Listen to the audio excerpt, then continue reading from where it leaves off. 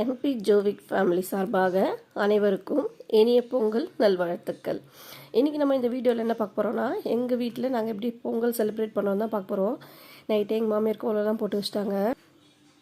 நாங்கள் பொங்கல் பனை ஓலையில் தான் சமைப்போம். பனை ஓலை 2 நாளுக்கு முன்னாடியே காய வச்சு வச்சுருந்தோம்.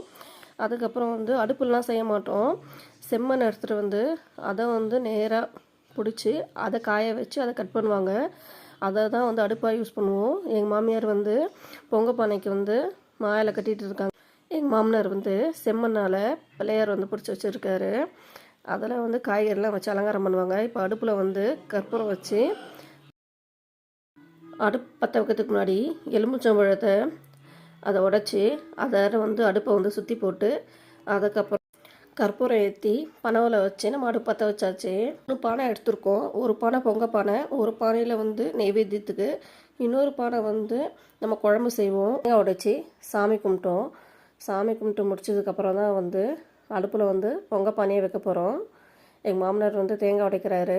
தேங்காய் உடைச்சி சாமி கும்பிட்றோம். நாங்கள் சாமி கும்பிட்டதுக்கப்புறம் பொங்க பானையை அடுப்பில் வச்சு அதை சூடு பண்ணி அதில் தண்ணி ஊற்றி அதுக்கப்புறம் அரிசியை போட்டு நாங்கள் பொங்கல் செய்கிறோம். பாருங்கள், நல்லா சூடாயிடுச்சு. அரிசியும் போட்டாச்சு. 3 முறை சூரியனை பார்த்து கையெடுத்து கும்பிட்டு அரிசி போட்டோம். அது நல்லா பொங்கி வந்தது. என் பையனும் என் பொண்ணும் ஜாலியாக பக்கத்தில் என் சின்ன மாமியார் வீட்டில் விளையாட போயிட்டாங்க.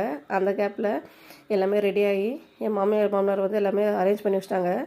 இதை ஆளுக்கு ஒன்றா எடுத்து நாங்கள் சூரியன் காட்டி சாமி கும்பிடுவோம்.